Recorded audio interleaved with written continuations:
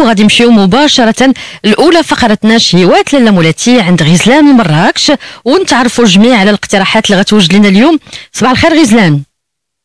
سماء كدايرين؟ لاباس عليك؟ صبحتي على خير؟ الله يخلي عمرك، بارك الله فيك. الله يبارك فيك. تكونوا كلكم على خير. الحمد لله. مرحبا بك. بارك الله فيك. الله يبارك فيك يا سناء. الله يبارك فيك. مرحبا. راكم صافك نتوما. لا اختك بارك الله فيك. صباحك مبروك ومرحبا بالمشاركه ديالك غزلان. تفضلي. شكرا. اسمحوا لي واخا غادي تكون مشاركتي متواضعه اليوم. بالعكس كل خير الحمد لله. بارك الله فيك. الله يختك يا سناء.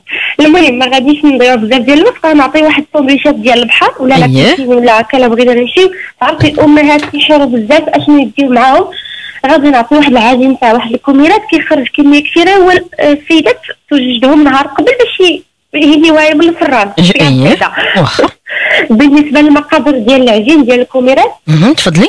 غادي نحتاجو واحد 500 غرام ديال الدقيق صوص، واحد نص كاس ديال الزيت روميه، 4 المعالق كبار ديال الحليب غبره، معلقه كبيره عامره ديال الخميره الفوريه، واحد شويه ديال الملحه، معلقه كبيره ديال السنيده.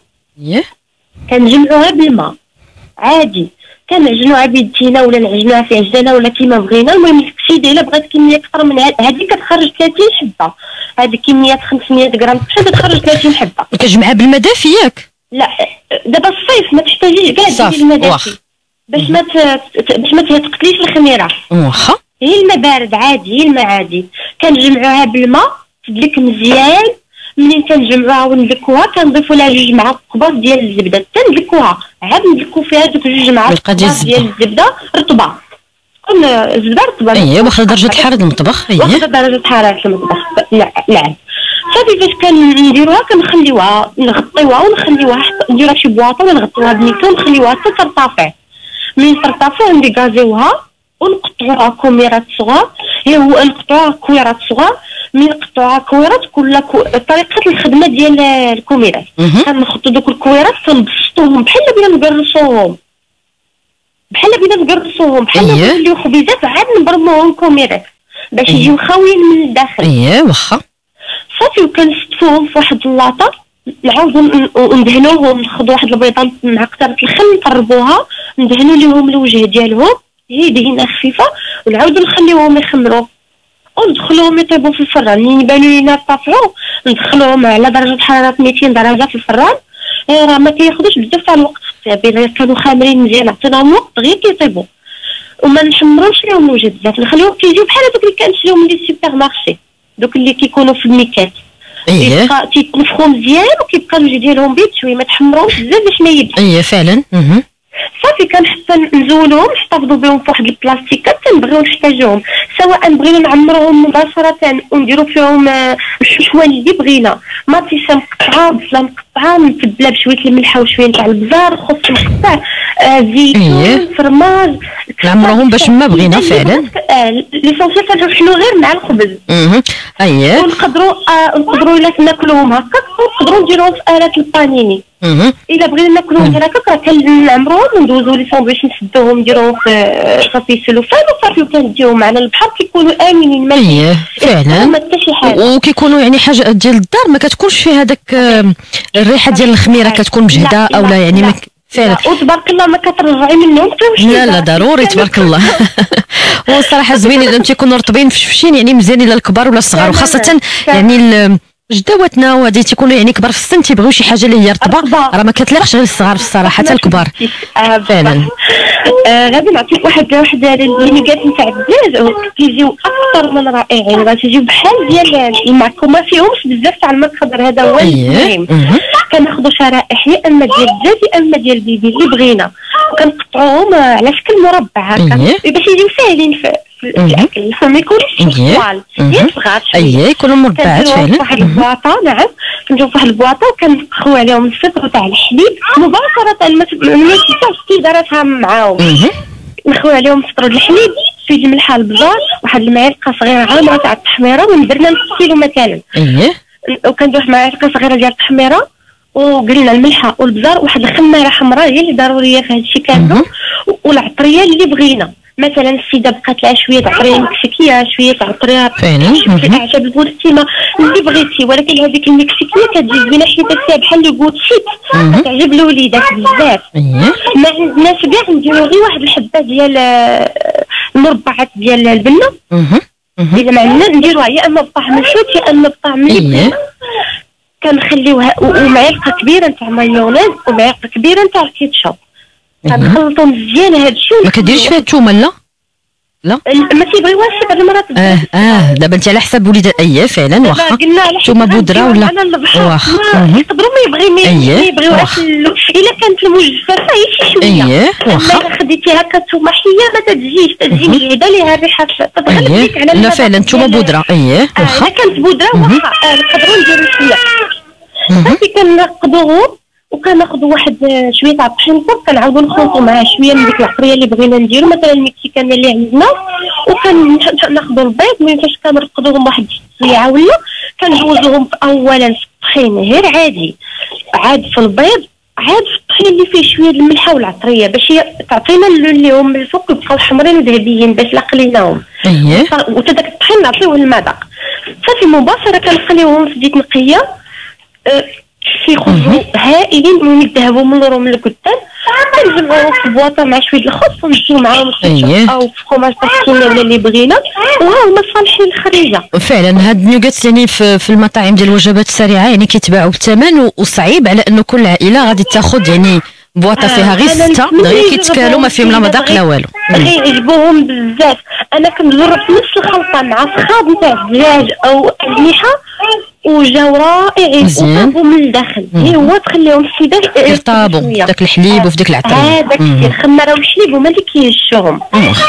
غادي نعطيك واحد لاكلاص اللي كنديرو في العويدات في الدار. تفضلي. شي حاجه بسيطه اي حاجه تقدر ديرها، ما بغيناش نصعبوا. هادشي اللي كاين. المهم بالنسبه للكلاص راه ساهله. غناخذ واحد الشطرون تاع الحليب يكون بارد مزيان يكون قريب يجمد، وواحد الفلون تاع الفريز، واحد الدانون ديال الفريز، ياغورت فريز وفلون فريز. نقدروا نسمو كيف ما بغينا.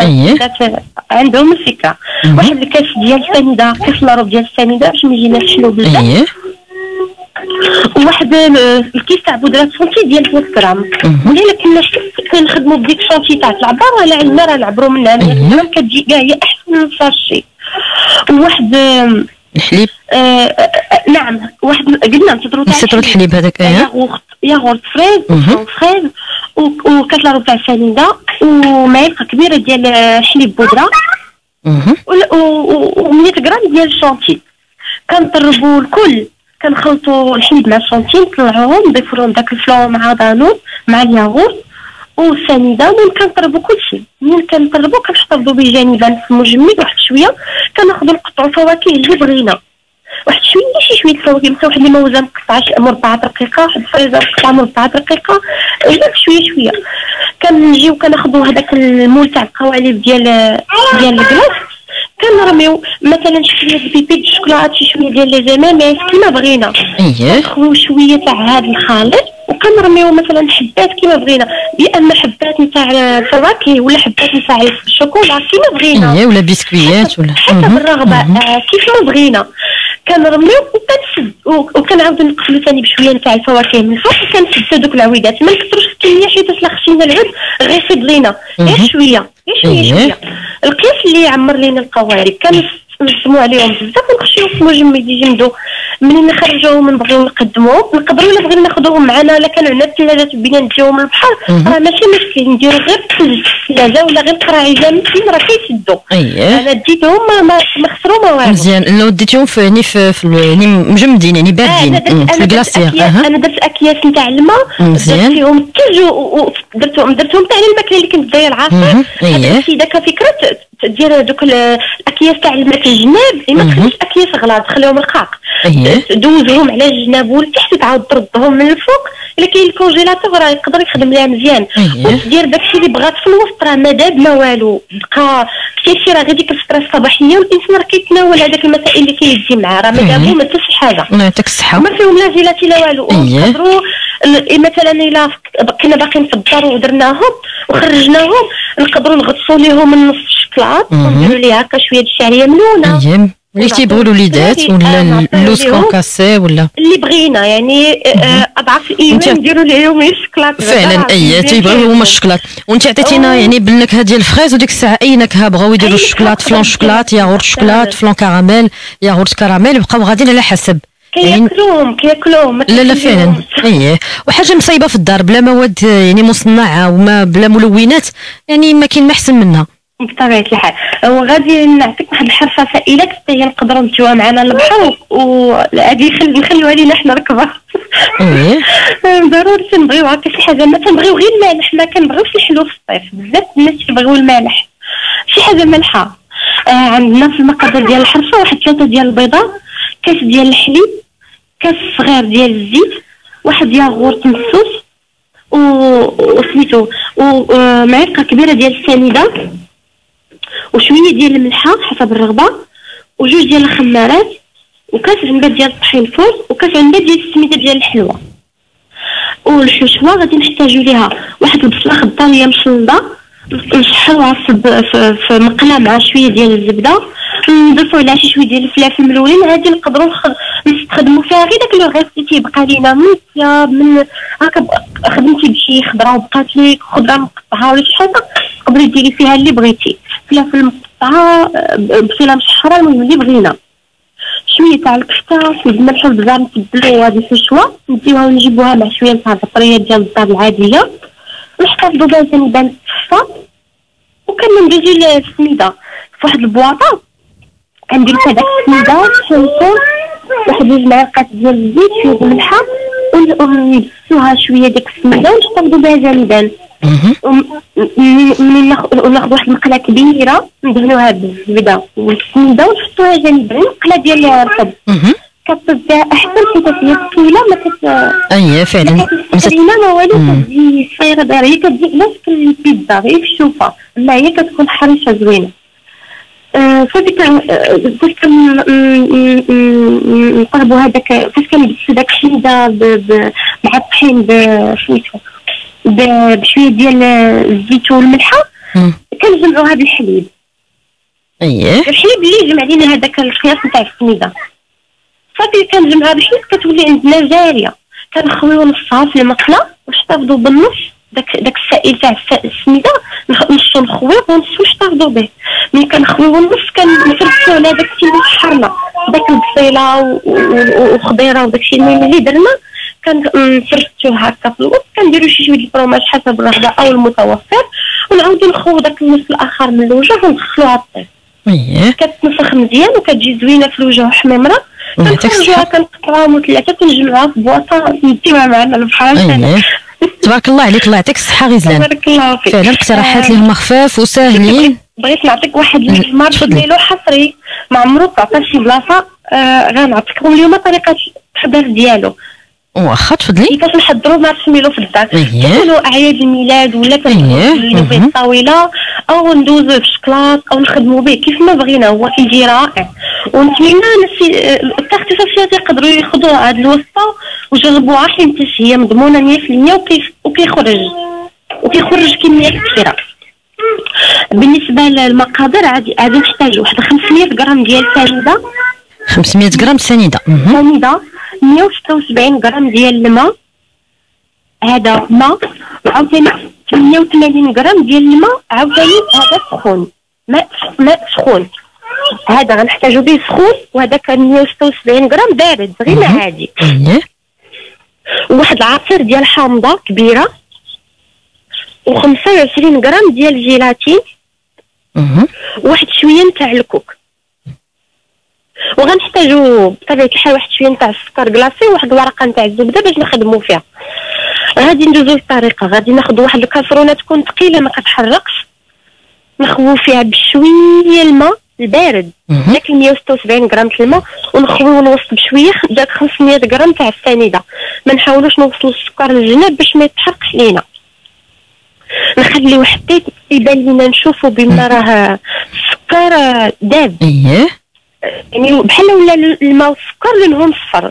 هذا هو الطريقه باش نعرفوه راه غيبان لك بانه السكر ما بقاش بيض والماء بحال ولا صفر. صافي كنطفيو عليه، كنديروه في واحد العجانه بالفوي وكانت نشعلوا عليه الطراب،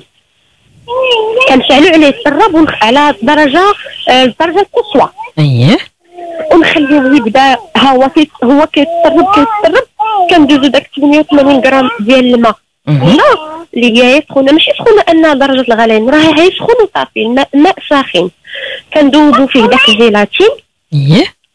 وما حدينا هذاك الماء اللي درنا مع السكر في العجانه كيدور، كنخويو عليه داك الجيلاتين وداك حامضه المعصره اللي عصرنا، حامضه كبيره معصره الماء ديالها مصفيه، كنضيفوها هي وداك الجيلاتين بعد ما نكون الجيلاتين ذوبناه في داك الماء دافي صافي. وكنخليو العجانه كتخدم على درجه قصوى، ما كنحاديوهاش كتبان لينا بحال دايرين ميغانغ، غتولي تشوفي في العجانه بحال انت دايره البيض وانت ما دايراش بياض البيض، كتولي دايره الرغوه وكتولي غدا وكتبيض. في هاد اللحظه منين تبان لك صافي غتطلع لك شكوشه وغتطلع لك مع الكاس تاع العجانه، غتبان لك بما هي راه تنفخات بحال فيها الخميره ولا دايره بحال فاضت، يعني كتحسي بها مثل طالعه. لانها كتطلع، الا طلعت معاك راه ناجحه معاك الوصفه مزيان. عاد تقدري الا بغيتي تخليه بيض صافي كتخليه بيض هكذاك، بغيتي تزيدي ليه شي منسم راه كتزيديه، مثلا كنتي دايره البيض غديري الفاني، ولا كنتي باغا تلوني وديري اغوم تديري كولورون تديري اغوم على حسب الكولورون، بيض لوينات كيما بغينا، بلو سيال بحال المذاق تاع المسكامي كيف ما بغينا. صافي كدوزي كتاخدي داك ورقه الزبده كديريها في واحد اللاطه وكترشي فيها السكر كلاصي والكوك. سكر كلاصي والكوك، الكوك ما مطحون ما والو صاين؟ لا غير الكوك هكا طحين ما مطحون ما حتى شي حاجه، وكتخوي هذاك فاش كتكوني كتخوي راه كيجيك لذيذ وكيجيك بحال دايره الكسكوشه، ما تخافيش منه راه هو هكاك تيتصايب.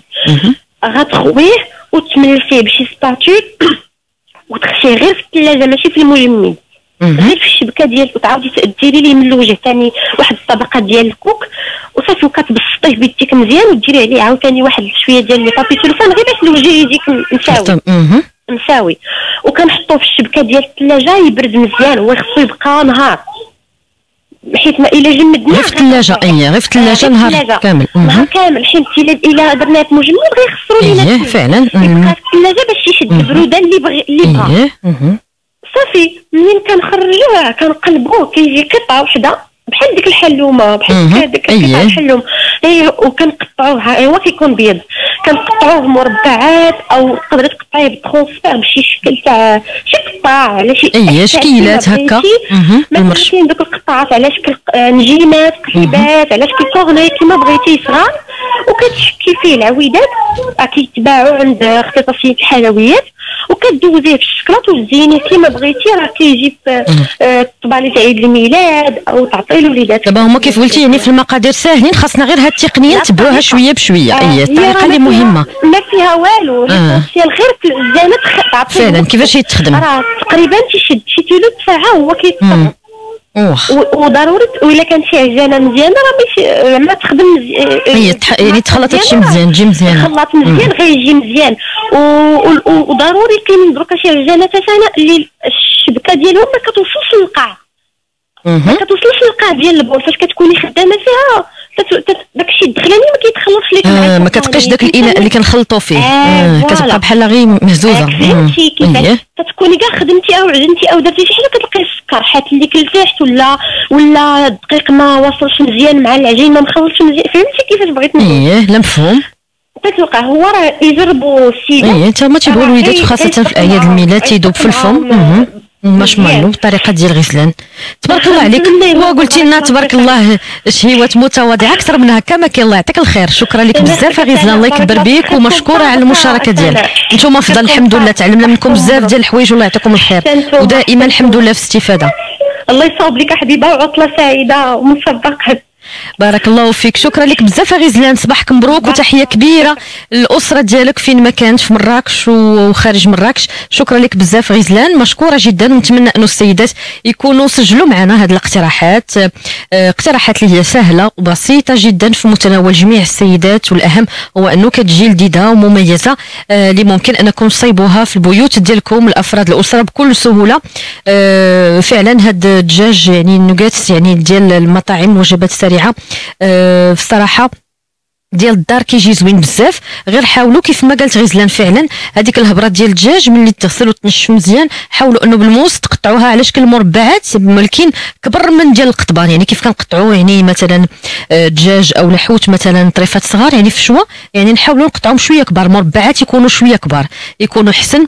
وهذيك الترقيده حاولوا انكم ديروها، لانه هاد الدجاج بهذا الشكل نيوغيتس يعني ديروه في الكونجيلاتور، قسموه على شكل ساشيات. مثلا تكون عندكم وقيته وتاخذوا مثلا 1 كيلو ولا كيلو ونص ولا 2 كيلو ديال الهبره ديال الدجاج، يعني كميه كتكون شويه كثيره، وديك الساعه قادوهم وقطعوهم وبسهوله. بحال دابا صايبنا هاد الخبيزات اللي عطات غزلان او شكيل اخر، يعني غير شويه ديال الخس مع شويه ديال البصله او مطيشه مع شويه ديال الفرomاج كاري ساندويتش، وننزلوا واحد 3 فوق الهامبرغر او الساندويتش، يعني دوك لي ميني ساندويتش او الخبيزات ديال الهامبرغر مع شويه المايونيز كيتشوب. يعني ها هي اكله سريعه كيبغيوها الوليدات وحاجه مصايبه في الدار. بالنسبه للدجاج اللي قالت لينا نيوغيتس، يعني نعاود لكم الطريقه لربما المستمعات، لانه نبغي يعني الامهات يطبقوه لوليداتهم. غادي ناخذوا نص لتر ديال الحليب، هذيك الهبره ديال الدجاج غادي نقطعوها على شكل مربعات يكونوا غلاط شويه يكونوا كبار شويه، وهذاك الدجاج غادي نديروه في واحد الاناء غارق ولا في بواطه، وغادي نديروا عليه نص لتر ديال الحليب، شويه ديال الملحه، شويه ديال الابزار، شويه ديال التحميره. الشونيه الحاره هي كتلذذ ولكن كتبقى اختياريه. كاين بعض الوليدات تبارك الله اللي واخا صغار كيستانسوا يعني موالفين بالحاره، يعني كتجيهم بسهوله. الا ما كانش صافي نستغناو عليه، نبقاو في نص لتر ديال الحليب، الملح، الابزار، شويه ديال التحميره، شونيه الحاره قلنا اختياريه. كنديروا خماره حمراء ديال الحلوه وحده، وكنديروا العطريه اللي بغينا، يعني اي عطريه. عندنا اعشاب منسمه نهزو منها شويه، عندنا العطريه المكسيكيه، عندنا يعني اي حاجه بغينا نديروها كاضافه كتمشي مزيان. ثومه بودره وواحد شويه حتى هي كتبقى اختياريه. حنا كنعطيو مقادير وكيبقى على حسب افراد الاسره شنو تيبغيو شنو ما تيبغيوش، على حسب الوليدات.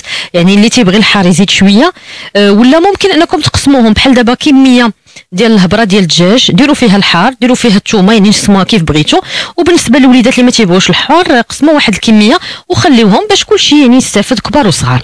فغادي نرقدوا داك المربعات ديال الدجاج بداك نص لتر الحليب مع شويه ديال الملح، شويه ديال الابزار، شويه ديال التحميره، شويه ديال الشونيه حاره كتبقى اختياريه هي، وشويه ديال الثومه بودره، وكنديروا خماره حمراء ديال الحلوه، وكنديروا شويه من الاعشاب المنسمه اولا شويه من العطريه المكسيكيه اللي عندنا، ومعلقه كبيره د المايونيز، ومعلقه كبيره ديال الكيتشوب. كنخلطوا هادشي كله مزيان وكنرقدوه، يعني نخليوه مرقد قد ما كان مرقد قد ما اكثر، ساعه ساعتين 3 نص نهار ليله كامله صباح كله، يعني على حسب قد ما تيكون مرقد قد ما تيشرب لينا هذاك الدجاج، يعني كيرطاب في داك الحليب ومع هذيك العطريه كيتنسم معاها.